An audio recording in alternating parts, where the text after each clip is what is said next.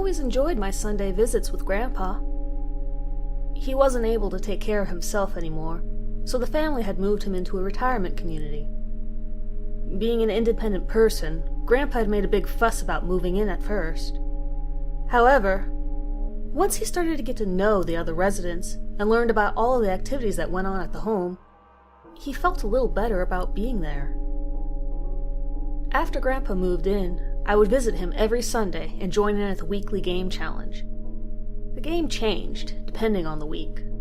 Sometimes it was gin rummy, other times it was shuffleboard, sometimes it was even bingo. The games were chosen ahead of time, by the residents from a list that had all of the available games written on it.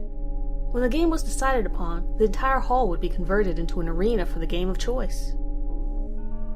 This week, the residents had chosen to play euchre. Admittedly, not one of my favorites. After we played a few rounds of the weekly game, Grandpa and I would get some lunch from the retirement home dining hall, and then head back to his room so he could tell me one of his favorite stories. Grandpa told all sorts of stories, about gnomes, fairies, giants, and other supernatural creatures. He even told me about urban legends, like the alligators living under the sewers he had once heard while growing up in New Jersey. It was always great fun hearing Grandpa's stories, and I always look forward to hearing a new one every week. The years passed, and I entered high school. I didn't stop by to visit Grandpa as often anymore, because I became busy with hanging out with friends, doing homework, and starting to date girls for the first time. Even though I didn't have the same amount of free time as when I was younger, I would still try to visit Grandpa as often as I could, and join in on the Sunday games. I would still have lunch with Grandpa, and listen to one of his tall tales when he went back to his room. I was older, but I still loved listening to his stories. It seemed like he would never run out of subjects to talk about. He even started to tell me about his experiences as a pilot in World War II. It was always great listening to the trouble he got into as a pilot, like flying under billboards, just to see how low he could make his personal plane that he bought after the war go. Finally, it came time for me to go off to college. I wouldn't be back for a while, so I wanted to spend a lot of time with my grandpa before I left. I noticed that his health had taken a turn for the worse, but he never brought it up. I never brought it up either, because I didn't like to think about the fact that Grandpa's health was fading. I visited him like usual up until the last day I had free before the start of the new semester. This visit would turn out to be one that I would never forget. We had our usual schedule. Play a game, chat over lunch about all the new things in both of our lives, and then go back to his room for a cup of coffee, some butterscotch cookies, and one of his tall tales. We sat at the table next to one another, dunking our cookies into the hot coffee and eating them one by one. Today, Grandpa seemed more introverted than usual. He hadn't really said much over lunch either. I figured that this was because he was having one of his bad days. The days where his bones ached, and he had a hard time getting around. However, I didn't think this anymore when I saw Grandpa promptly stop eating the cookies in front of him and give me the most serious look I had ever seen him give me in his life. I put mine down as well and listened for whatever it was Grandpa was about to tell me. He cleared his throat, and in a flat tone said, "You're older now, Thomas. You're about to go off to university and experience a whole new chapter in your life. That's why today, I have to give you some advice." I smiled and urged for him to go on. Grandpa nodded and continued where he left off. "You're the only person I'm telling this story to. I told myself I would only tell my most devoted grandchild the story, in the hopes that they would not make the same mistakes I did in life. And you must promise me that you will only tell the story to your most devoted grandchild, so that every generation is given a fair warning."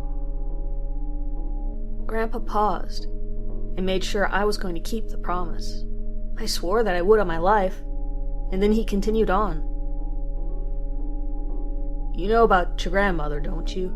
You were only 5 or so when she passed away." At this he paused, when he saw my expression change a bit. After patting my shoulder for a moment, he went on. "Yes, I miss her too. I always loved her dearly. It is at my old age that I've had a lot of time to reflect on my past actions. I wish that when we were married, I could have treated her better. If I had treated her better, maybe she wouldn't have turned out like that. I was taken back a bit by his statement. What do you mean?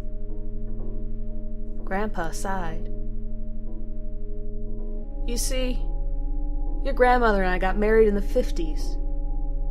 In those times, men were king of the house and your wives had to attend to their every need. I'm not saying it's right. It's just the way things were back then. I was the same as most men of that era. I was fresh out of my military service from World War II and had just settled down with your grandmother. We bought a cheap house under a government program to encourage home ownership, and I got a job working at an office. Unfortunately, like most men of that era, I was always very hard on your grandmother, who, like most women of that era, stayed home. I always demanded the best from her. The best housework, the best meals, the best hosting when we had the neighbors over. I insisted that she always dress up, wear makeup, and put on her fine jewelry managing the house. No wife of mine was going to be a slob and get me mocked by the neighbors. Looking back now, I realize how silly I was to demand all of that from her, but I suppose we were both victims of the culture of that time. I think my strictness got to your grandmother at times, because there were occasions when I would see her weeping to herself as she made dinner in the kitchen. When she was like that, I would leave her alone. I had tried to suggest that she watch one of her shows on the Women's Network, or listen to a cooking show on the radio, but my suggestions always just made her more upset. So I learned to give her space when she was in one of her moods. However, one night, she was so upset that she burned our meal. Even after burning it, she still served it in both of our dishes at the table, and sat down to eat her own portion, still crying as she shoveled the burnt pieces into her mouth. This was unacceptable to me. I chastised her for what she had done, and told her to go back into the kitchen and make a new dinner for us both. I told her, if she couldn't get herself together, to simply make me a sandwich. That ought to have calmed her down a bit. It was then that something changed in her. Her tears suddenly stopped, and a small smile crept over her face. She laughed a bit, and I laughed along too. The whole situation was a bit comical. I apologized for being strict, and she shook the whole thing off. She brought the dishes back to the kitchen and set forth to make a second meal, which when served for the second time was up to the usual quality of her cooking. After that incident, your grandmother didn't cry again. She went about happily doing the housework and preparing the meals. When she was chastised, she would just smile and say she'd do better. She was the model housewife. It was around that time that one of my good friends, Jerry, went missing. Your grandmother knew his wife, Edith, and together they got all the housewives involved in trying to find him. They'd put up flyers and the like, but unfortunately, Jerry was not to be seen again. It was a few months later when one of my friends, Stan, went missing as well. The housewives got together again and tried to find him with little success. After that, the excitement died down. Although the men were not found, no one else went missing from the neighborhood. It became something of a local mystery. None of those men had a reason to go missing. They both worked at the same office that I did, and they both had stable home lives. Even to this day, the neighborhood is still talking about the circumstances surrounding their disappearances. The incident did bring the community closer together, as the housewives ended up forming their own club, which became a national sorority. It was open for many years, and during that time donated a lot of its time, helping less fortunate people in the community. I was one of the people who always wondered what had really happened to Jerry and Stan. They were good friends, and I was sad at their loss. It was when your grandmother's health was failing, many years later, that we got to talking about my old-time friends. Here, my grandfather paused, as if the subject was hard to talk about, but when he saw my concerned expression, he continued on. Don't worry about me, lad. I'll be okay. Now, where was I? Oh, yes. Many years later, your grandmother and I were talking about Jerry and Stan, and that is when she brought up all the great things she cooked while we were looking for them. The mouth-watering roast she had prepared and fed to all the members of the search party, the roast beef sandwiches she had packed for the lunches I took to the office, the blood pudding she had made for the neighbors. She went on like this, naming off all of the different meats she had cured and served to people over the years. I recalled all of her meals with warmth, but was a bit confused as to why she would have brought it up when I was talking about my old friends. And that is when the smile came over her face. That same smile that had come over her face at the dinner table all those years ago.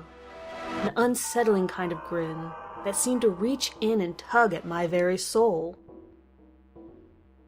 "They've already been cooked, dear," she said in a crackling, uneven tone.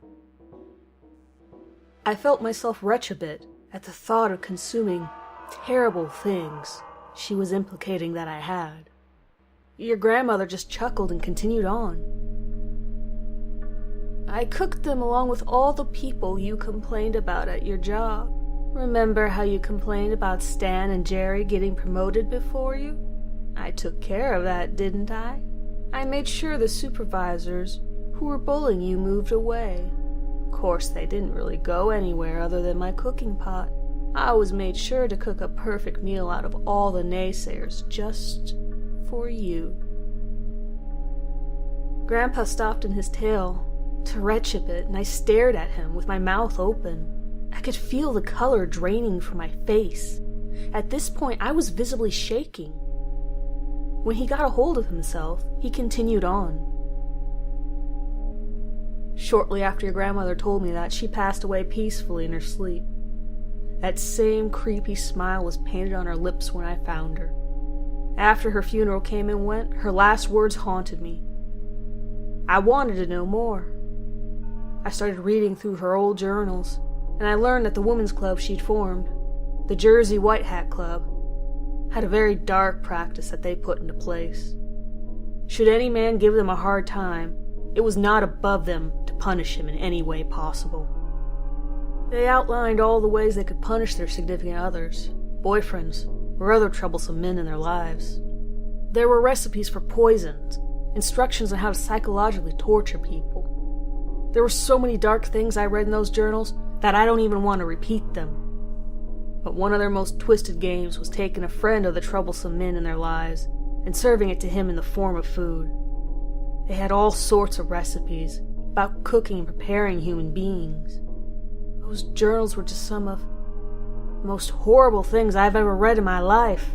I would have burned them all if I didn't have to turn them into the police station for evidence. That's what I did instead. The police read the journals over in complete disbelief.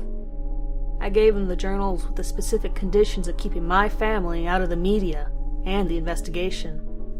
I told them that was the only way I would hand over the evidence.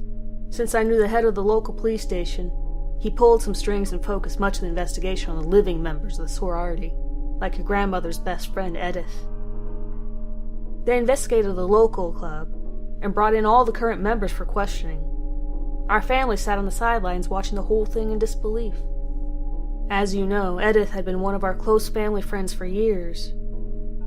Everyone was shocked that she was actually a member of such a dark cult. If they knew everything that I do about your grandmother, they would have been more horrified.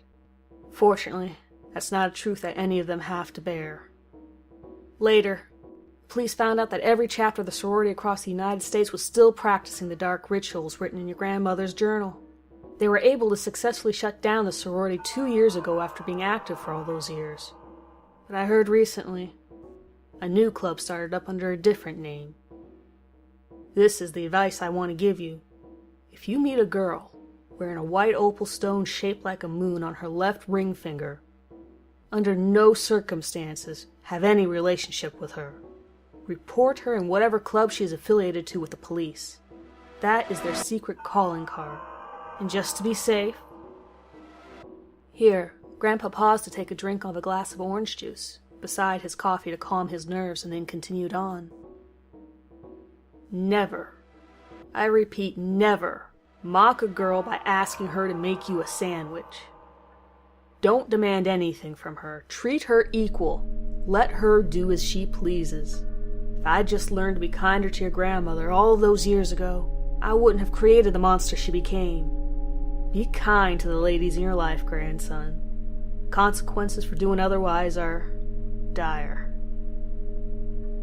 And with this, Grandpa fell quiet.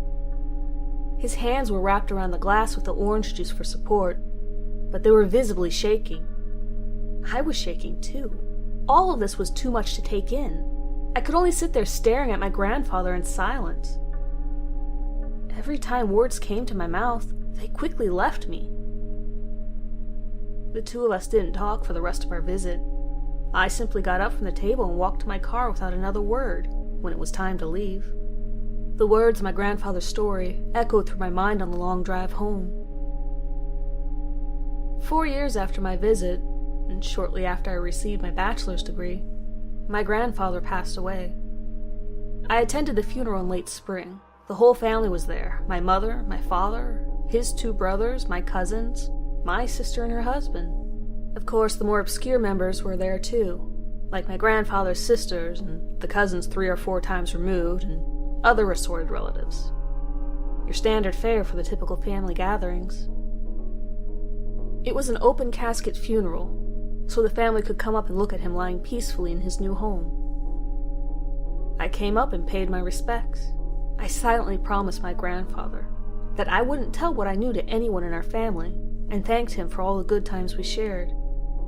It was then that one of my cousins came up and paid her respects to Grandpa too. She tried to lighten the mood a bit by teasing me about finding a girlfriend. I told her I was in no hurry to find one, and she rolled her eyes. As she went to talk to other family members, I caught sight of something white on her finger. My heart started beating loudly in my chest at the sight of it. It was an opal stone cut into the shape of a moon, worn on her left finger. Startled, my eyes shot across the rest of the room. My aunt wore that ring. My female cousins wore the ring. My grandfather's sister wore it as well. Even my mother wore it. My head started spinning as I realized that all of the female members of the family wore that same ring. I felt my heart pounding louder and louder in my chest. My grandfather had made a big mistake not getting our family involved in the investigation. This thought washed over me as I saw more family members enter the funeral house.